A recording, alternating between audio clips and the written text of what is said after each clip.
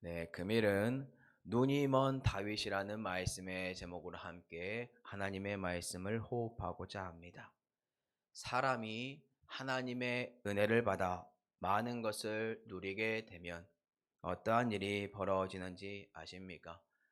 그 은혜 안에서 겸손함을 유지하면 참 좋은데 그 겸손함을 버리고 마치 자신이 하나님이 하신 일을 자기가 한 것처럼 말하는 존재가 된다라는 것입니다. 이는 마치 똑바로 보고 알고 있던 사람이 갑자기 똑바로 보지도 못하고 눈이 멀어 교만한 존재가 되었다라는 것입니다. 이처럼 인간이라는 존재는 자신에게 은혜가 주어져도 그 은혜를 잘 활용하지 못하므로 어느 순간 사단에게 자신의 마음을 빼앗기고 영적으로 둔감해지고 편안해짐으로 점점 교만함이 싹트고 그 교만함으로 말미암아 하나님께서 주신 은혜 위에 자신의 공로를 더한다는 게 충격적인 결과입니다. 오늘 본문 또한 하나님께서 주셨고 하나님께서 이루셨습니다. 그런데 그 모든 공로를 눈이 가려진 다윗이 자신의 것으로 바꾸고자 그것을 하나님보다 더욱더 의지하고자 하는 모습 속에 교만한 모습으로 출발을 하게 되어 있는데요. 금일 본문 역대상 21장 1절입니다. 사탄이 일어나 이스라엘을 대적하고 다윗을 충동하여 이스라엘을 계수하게 하니라.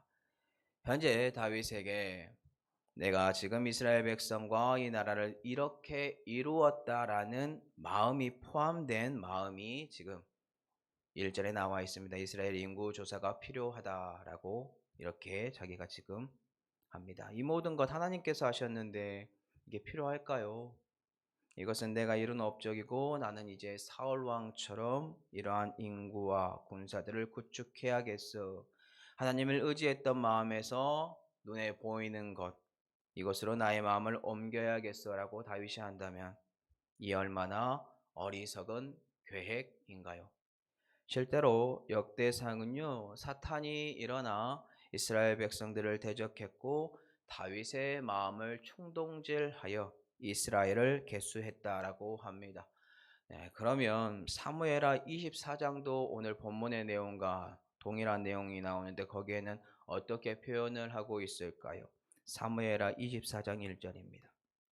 여호와께서 다시 이스라엘을 향하여 진노하사 그들을 치시려고 다윗을 격동시키사 가서 이스라엘과 유다의 인구를 조사하라 하신지라. 사무엘하 24장 같은 경우는요, 여호와께서 이스라엘을 향하여 진노함으로 다윗이 인구 조사를 했다라고 해요. 이를 통해 우리가 알 수 있는 근거가 무엇인가요? 이스라엘 백성들도 현재 범죄를 범하고 있으며 다윗도 오늘 본문에 근거하면 사단의 충동에 속아 이스라엘을 계수하는 범죄에 놓이게 됐다라는 것을 우리는 알 수 있습니다. 결국 다윗의 교만으로 말미암아 자신의 눈이 멀어 이스라엘 백성들의 인구 조사를 한 것은 단지 다윗 한 사람의 범죄만이 아니라 결국에는 이스라엘 백성들 또한 모두 다 죄악을 범하고 있으며 다윗은 이스라엘의 범죄의 대표성을 띠고 있다는 것을 우리는 아주 쉽게 알 수 있습니다. 오늘날 큰 교회로 가정을 들어서 예를 든다면 큰 교회의 성도들의 삶을 살펴보니까 하나님이 보시기에 죄악된 모습들이 넘쳐나고 있는 상황이며 이 죄악들이 하나님 앞에 상달된 상황이라는 것입니다. 또한 지도자의 위치에 있는 사람들 또한 죄악으로 물들어 있는데 이들이 현재 교만하여 넘어진 성도들의 모습들처럼 사단에게 속아 대형 교회에 넘치는 재정이나 성독수 혹은 교회 규모를 조사함으로 거기에 만족하고 하나님이 아닌 눈에 보이는 것에 속아서 영적으로 교만하여 넘어진 상황이 현재 그들에게 펼쳐진 상황이다라는 겁니다. 자, 그러면 지도자인 다윗이 이스라엘을 대표함으로써 현재 범하고 있는 죄가 무엇인가요? 인구조사입니다. 쉽게 생각을 하면 뭐 그냥 다윗이 인구 조사 정도 할 수 있지라고 생각할 수 있습니다. 그런데 이 인구 조사에는요, 하나님의 공로는 사라지고 인간의 공로와 자기 만족 및 하나님을 밀어내고 자신이 의지하고자 하는 우상을 구축해 가는 죄악된 모습이다라는 것입니다. 이를 알 수 있는 근거가 무엇인가요? 그것은 바로 다윗이 요압과 백성의 지도자들에게 이르기를 너희는 가서 브엘세바에서부터 단까지 이스라엘을 계수하고 돌아와 자신에게 보고를 하라고 했을 당시에 요압 장군의 반응을 통하여 우리는 이것이 죄악이구나를 아주 쉽게 알 수 있다라는 겁니다. 금요일 본문 역대상 21장 3절입니다. 요압은 다윗에게 이렇게 고백합니다. 요압이 아뢰되 여호와께서 그 백성을 지금보다 100배나 더하시기를 원하나이다. 내 주 왕이여 이 백성이다 내 주의 종이 아니니이까 내 주께서 어찌하여 이 일을 명령하시나이까 어찌하여 이스라엘이 범죄하게 하시나이까 라고 합니다. 요압 장군은 알고 있었습니다. 현재 다윗이 원하는 것은 여호와로 말미암아 하나님께 영광을 돌리기 위한 인구 조사가 아니라 그저 이스라엘 전체가 범죄하게 하며 다윗 왕의 변질된 마음에서 나온 명령이라는 것을 알았습니다. 이는 눈이 멀어버진 다윗 왕의 고백이다라는 것입니다. 다윗이 오늘도 예전과 같이 진정으로 하나님을 신뢰했다면 이 인구 조사는 필요하지 않습니다. 하나님께서 하신 것이니까요. 이를 요압 장군도 원하지 않았기 때문에 다윗에게 충언을 던지고 있습니다. 그럼에도 불구하고 다윗은 그의 충언의 말을 듣지 않고 돌이키지도 않습니다. 결국 요압 장군은 이스라엘 백성의 인구 조사를 한 이후에 다윗에게 보고를 합니다. 그럼 여기서 성도 여러분들에게 질문 하나 드려보도록 하겠습니다. 다윗의 신하인 요압 장군도 알고 있는 이 악함, 왜 다윗은 지금 모르는 것일까요? 금요일 본문을 근거로 했을 때 그 이유는 다윗이 사단의 계략에 넘어짐으로 자신의 마음에 충동질이 벌어졌고 그 충동질로 인하여 다윗은 교만해졌고 결국 이 교만함은 다윗의 눈을 멀게 했으며 이를 통하여 다윗이 눈이 먼 다윗은 결국에 하나님의 것이 아니라 정욕적인 것을 탐하는 존재로 바뀌어 버렸기 때문입니다. 자, 그럼 여기서 질문을 하나 더 드리도록 하겠습니다. 교만해진 왕을 누가 변화시킬 수 있을까요? 먼저는 충신들입니다. 금일 본문에서는요, 요압 장군이 그래도 충신처럼 등장합니다. 실제로 요압 장군, 다윗이 컨트롤하기 어려운 부하였습니다. 우리는 알고 있습니다. 그럼에도 불구하고 오늘 요압 장군은 충신인 것처럼 금일 본문에 등장함으로 다윗에게 충언을 합니다. 하지만 요압 장군의 말을 다윗은 듣지 않습니다. 그럼에도 불구하고 교만해진 왕을 변화시킬 수 있는 존재들이 있다면 그것은 바로 충신들이라고 저는 믿습니다. 교만한 왕 밑에 있는 충신들이 교만한 왕에게 욕먹을 각오로 혹은 감옥에 갇힐 각오로 혹은 죽을 각오로 자신들이 섬기는 교만한 왕에게 올바른 충언을 한다면 결국 그들의 희생과 헌신은 교만한 왕을 바뀔 수 있을 겁니다. 이러한 충신이 있다는 것은 복받은 왕이겠죠. 두 번째, 사람이 아니라 하나님께서 그 교만한 왕을 변화시킬 수 있습니다. 하나님께서 개입하신다는 것은 교만한 왕에게 돌이킬 수 있는 기회를 준다라는 것입니다. 금일 본문 같은 경우 교만한 다윗 왕 하나님께서 어떻게 변화시켰는지 아시나요? 금일 본문 역대상 21장 7절에서 8절입니다. 하나님이 이 일을 악하게 여기사 이스라엘을 치심해 다윗이 하나님께 아뢰되 내가 이 일을 행함으로 큰 죄를 범하였나이다. 이제 간구하옵나니 종의 죄를 용서하여 주옵소서. 내가 심히 미련하게 행하였나이다 하니라. 먼저 하나님께서 다윗을 다시 변화시키기 위하여 선택한 방법, 바로 하나님께서 다윗이 범한 그 악함을 아시고 이스라엘 백성을 쳤다라는 겁니다. 다윗이 인구 조사를 통하여 하나님을 밀어내고 이제는 자신이 구축했다라고 믿는 이스라엘 백성들을 의지하고 군사력을 의지하려고 했는데 무서운 일이 벌어집니다. 바로 다윗이 의지하고자 했던 이스라엘 백성을 쳤다라는 겁니다. 이는 다윗아, 너 정말로 내가 아닌 내가 너에게 허락한 군사력과 이스라엘의 인구를 의지할 것이냐라고 묻는 것과 같습니다. 두 번째로는 다윗이 하나님께서 이스라엘을 치는 모습을 통하여 자신이 하나님께 큰 죄를 범한 것을 알게 하였다라는 것입니다.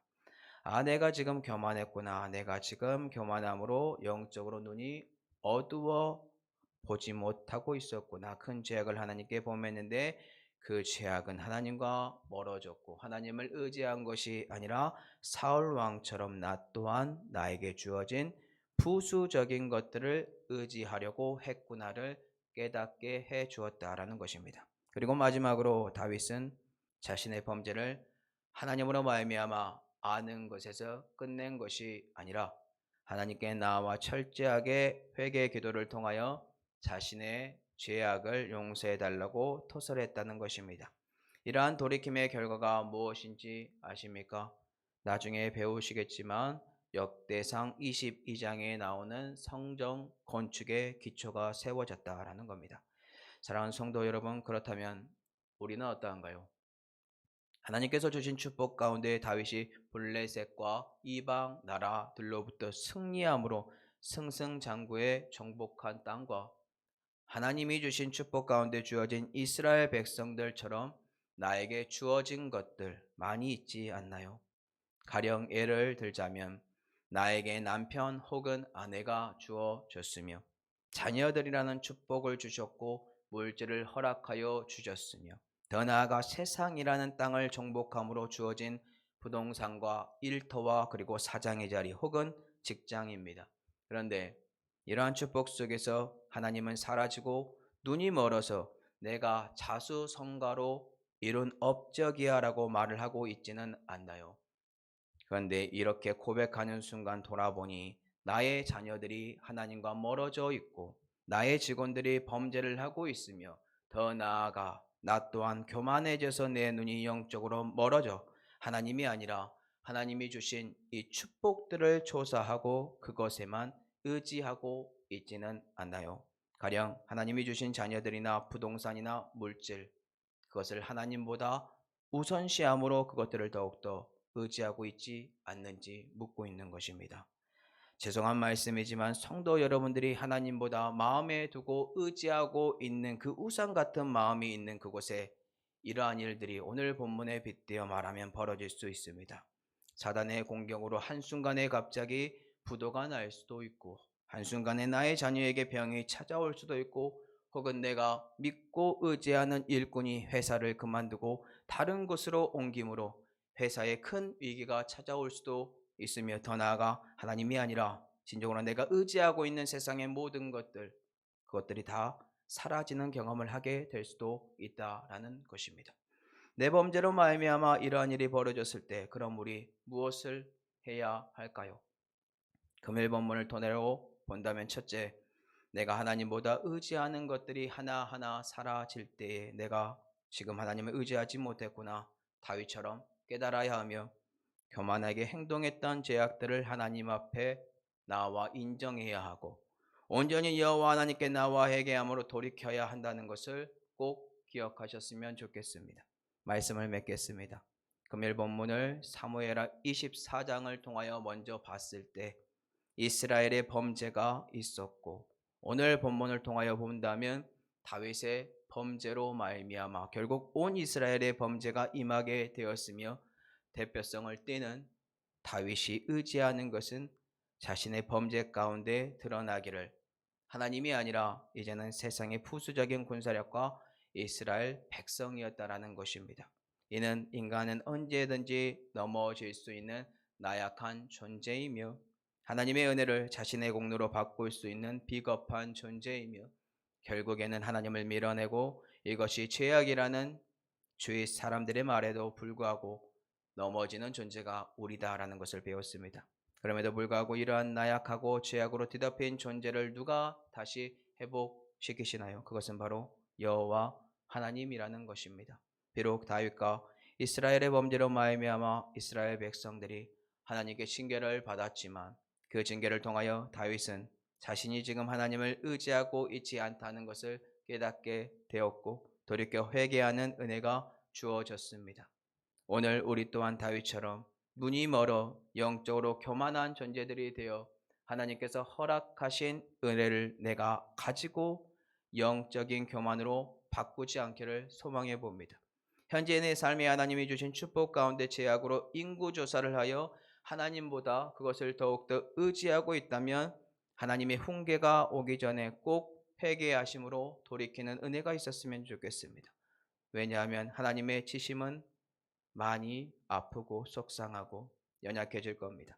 오늘 우리 사랑하는 성도 여러분들이 다윗을 반면교사 삼음으로 그가 범한 죄악을 기억하고 하나님이 주신 은혜를 마음껏 누리시되 하나님보다 더욱더 의지하고자 하는 세상적인 인구조사 같은 그러한 범죄의 마음의 어두움을 모두 피하는 은혜가 저와 성도 여러분들에게 흘러넘치기를 예수님의 이름으로 축복합니다.